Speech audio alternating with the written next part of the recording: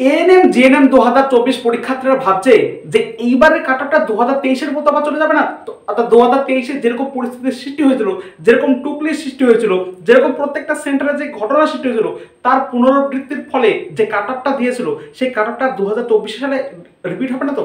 দেখো, আমি তোমাদের এই মনের প্রত্যেকটা সংশয়কে দূরীভূত করে দিচ্ছি এবং আমি বলে দিচ্ছি যে এএনএম জিএনএম 2024-এর পরীক্ষার্থীদের কিরকম কাট অফ যেতে পারে, এই 2024-এ কিরকম কাট অফ যেতে পারে। খুবই কি হাই, খুবই লো, না 2023-এর মতো, না 2023 থেকে অনেক কম। দেখো, বেশি বকবো না, শুরু করবো।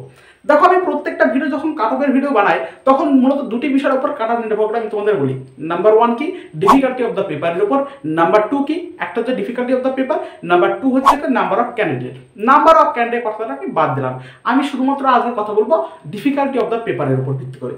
দেখো, ডিফিকাল্টি অফ দ্য পেপার বা পেপারের যে লেভেলের যে কোশ্চেন ছিল সেটাকে তুমি যদি কম্পেয়ার করো ভালো করে, তাহলে দেখতে পাবা যে 2023 সালে তোমার 2024 সালে কিন্তু অত্যন্তই কিন্তু একটু সহজ প্রশ্ন দিকে তোমাদের পরীক্ষাটা চলে গেছে, অত্যন্তই সহজ প্রশ্ন। সেটা বিভিন্ন কারণে হতে পারে। দেখো, প্রত্যেকটা বছর যত দিন দিন যাচ্ছে, সেটা যে কোনো পরীক্ষাই হোক না কেন, প্রত্যেকটা পরীক্ষারই কিন্তু কোশ্চেনের যে প্যাটার্ন, কোশ্চেনের যে লেভেল, সেটা কিন্তু ক্রমাগত চেঞ্জ হচ্ছে, সেটা কিন্তু ক্রমাগত হাই হচ্ছে। বাট এবার তোমরা ভালো করে লক্ষ্য করতে দেখতে পাবা যে 2024-এ যে এএনএম জেএনএম পরীক্ষার প্রশ্নটা, সেটা কিন্তু 2023-এর তুলনায় অনেকটাই সোজা দিকে কিন্তু চলে গেছে। সেটা প্রশ্ন ফাঁসের যে অভিযোগটা উঠেছিল কদিন আগে, সেটার কারণে হতে পারে বা বিভিন্ন কারণে হতে পারে সেই কোশ্চেনও এক্সাম হয়নি, অন্য একটা কোশ্চেন নতুন করে তৈরি করে আবার তোমাদের পরীক্ষাটা নেওয়া হয়েছে। তো যাই হোক, প্রথমত এই একটা বিষয়, তুমি যদি আমি প্রত্যেকটা বিষয়টা যদি দেখাই যে ফিজিক্যাল সায়েন্সের আমি তোমাদের একটাই আমার চ্যানেলে একটাই ভিডিও আছে, না বিশ্বাস করো তোমরা দেখতে পারো। আমার চ্যানেলে একটাই ভিডিও আমি বলেছিলাম যে ফিজিক্যাল সায়েন্সের কোন কোন টপিকগুলো পড়ে যাও। দেখো, প্রত্যেকটা টপিক থেকে শুধুমাত্র একটাই আমি টপিক পাইনি, বাট প্রত্যেকটা টপিক থেকে আমি মোটামুটি 8-9টা টপিক বলেছিলাম। সেখান থেকে মোটামুটি 7টা টপিক থেকে তোমাদের কিন্তু প্রশ্ন চলে এসেছে। তোমরা না বিশ্বাস করলে এই যে ডেসক্রিপশনে যে লিঙ্কটা দেওয়া আছে সেখান থেকে গিয়ে দেখে তারপর তুমি একবার আমাকে কমেন্ট করো ওই ভিডিওতে যে দাদা তোমার এই যেটা বলেছিল সেখান থেকে কমন আসেনি বা সেখান থেকে টপিকটা আসেনি, সেটা ওই ভিডিওতে কমেন্ট করো, ডেসক্রিপশন বক্সে লিঙ্ক দেওয়া থাকবে। যাই হোক, এটার মাধ্যমে নিজের খুব বড়াই করছেন আমি। তার আগে আমি যদি বলি ফিজিক্যাল সায়েন্স যদি আমি কম্পেয়ার করি 2023 আর 2024-এর মধ্যে, ফিজিক্যাল সায়েন্সটা কিন্তু অত্যন্তই কিন্তু একটা সহজ লেভেলেই ছিল। ফিজিক্যাল সায়েন্সটা সহজ ছিল, খুবই কঠিন না, একদম যেরকম প্রশ্ন আসে সেরকমই, একটু হাই হওয়া উচিত ছিল বা সেরকম আসেনি। ম্যাথের ক্ষেত্রে বলি, আমি প্রত্যেকটা সাবজেক্টের সাথে যদি কম্পেয়ার করি, তার মধ্যে ম্যাথটাই একটু ডিফিকাল্টি, মানে সবগুলাই সহজ, সহজের মধ্যে ম্যাথটাও সহজ, বাট সবগুলোর উপরে যদি আমি কম্পেয়ার করি তাহলে ম্যাথটার ডিফিকাল্টি একটু আমার বেশি লাগলো, হালকা, তা ওটাকে ডিফিকাল্টি বলা চলে না।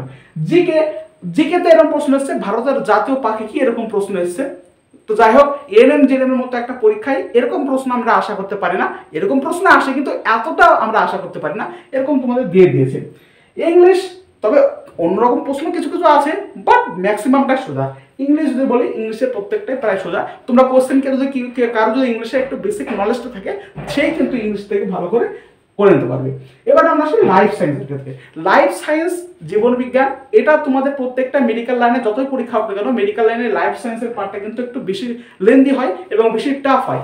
বাট এই লাইফ সায়েন্সের পার্টটা কিন্তু অত্যন্ত তোমরা সহজ দেখতে পেয়েছো, অত্যন্ত সহজ, একদম তোমাদের চেনা জানা প্রশ্নের মধ্যে চলে এসেছে। তো সমস্ত ভিত্তিতে যদি আমি বলি যে প্রত্যেকটা কাট অফ যদি বলি 2023-এর তুলনায় কিন্তু 2023-এর প্রশ্নের প্যাটার্নটা অত্যন্তই কিন্তু একটা সহজের দিকে তোমাদের চলে গেছে। এর ফলে কাট অফটা একটু হাই হওয়ার চান্স থাকছে। বাট আমি একটা কথা বলি, 2023-এর যে ঘটনাটা বা যে পরিস্থিতি তোমাদের সামনে দেখা দিয়েছিল, কি পরিস্থিতি, প্রত্যেকটা সেন্টারে যে টুকলির কাহিনী তোমাদের ধরা পড়েছিল, প্রত্যেকটা অনেক স্টুডেন্ট এরকম আছে তারা কিন্তু টুকলি করেছিল, ফোন নিয়ে পরীক্ষা দিয়েছিল, তার ফলে কিন্তু কাট অফটা আরো বৃদ্ধি পায়। দেখো, এই ঘটনাটা আমাদের চোখের সামনে আসে তাই কিছু কিছু পরীক্ষার ক্ষেত্রে, বাট ম্যাক্সিমাম অনেক পরীক্ষার ক্ষেত্রে কিন্তু এরকম ঘটনা ঘটে চলেছে বর্তমান দিনে। তো সেসব কথা আমি আসছি না। যে এই এএনএম জেএনএম কিন্তু পরীক্ষায় এবারও কিছু কিছু ঘটনা হয়েছে, অতটা হয়নি, অতটা প্রভাব পড়েনি, বাট কিছু কিছু ঘটনা হয়েছে। যেমন মালদায় তোমরা খবরের কাগজে হয়তো দেখতে পেয়েছো, মালদায় কিন্তু একটা পেপার লিক না, মানে টুকলির যে করার ব্যবস্থা সেটা কিন্তু ধরা পড়েছে। সেরকম টুকলি করলেও অতটা প্রভাব পড়বে না, যেটা এর আগের বারে যে যতটা প্রভাব পড়েছিল অতটা প্রভাব পড়তে পারেনি। বাট দেখো গা, তুমি সব দেখতে দেখো গা, মিনিমাম হলেও কিন্তু প্রভাবটা পড়েছে, ঠিক আছে। 2023-এর মতো না হলেও অনেক অনেক জায়গায় এরকম হয়েছে, ভালো করে তুমি তলে দিয়ে দেখো গা, বুঝতে পারবে। তো এই সমস্ত জিনিসের উপর যদি আমি ভিত্তি করে বলি যে কাট অফটা কিরকম যেতে পারে তোমাদের, আমি বলি 2023-এ যেরকম হাই কাট অফ গিয়েছিল, অতটা না গেলেও 2023-এর মতো অনেকে বলবে দেখবা 2023-এর থেকে অনেকটাই কম যাবে। আমি বলবো অনেকটা কম যাবে না। দুটো বিষয়ের ওপর কিছু কিছু জায়গায় কিন্তু পেপারের এরকম লিক বলছি এরকম টুকলির ব্যবস্থা এবারও ধরা পড়েছে। সব জায়গায় হয়তো খবর আসেনি, অনেক জায়গায় একটু ভালো করে খোঁজ খবর গাও, অনেক জায়গায় কিন্তু জল ঘটলা আছে, অনেক জায়গার মধ্যে সমস্ত খবর আসেনি। যাই হোক, দ্বিতীয়ত পেপারের ডিফিকাল্টি অফ দ্য লেভেলটা অনেকটাই কম হয়ে গেছে, পেপারটা অত্যন্ত সহজ লেভেলে চলে এসেছে। তো সমস্তর উপর ভিত্তি করে আমি বলি যে 2023-এ যেরকম কাট অফ গিয়েছিল মোটামুটি সেম টু সেম ওই দিকেই কাট অফটা যাওয়ার চেষ্টা করবে, ওই দিকেই। খুবই একটা হেরফের হবে না, কিছুটা লো যেতে পারে, 2023-এর হাই হবে না খুব একটা বেশি, বাট হাই হওয়ার চান্স অতটা নেই, তবে বলা যাচ্ছে না। তবে 2023-এ যে কাট অফটা গিয়েছিল, ক্লোজিং র্যাঙ্ক দাঁড়িয়েছিল তার থেকে একটু কম বা প্রায় সমান, আমি বলবো প্রায় সমান, যেহেতু ডিফিকাল্টি অফ দ্য লেভেলের পেপারটা অত্যন্তই কমে গেছে, সেজন্য অনেকেই কিন্তু সবাই কিন্তু ভালো রেজাল্ট করবে। ম্যাক্সিমাম যারা 10 লেভেলে পড়াশোনা করছে তারাও ভালো রেজাল্ট করবে, ঠিক আছে। আলাদাভাবে পড়াশোনা না করলেও খালি 10 অব্দি ভালো করে পড়াশোনা করলে সেও আরামসে নামিয়ে যেতে পারবে।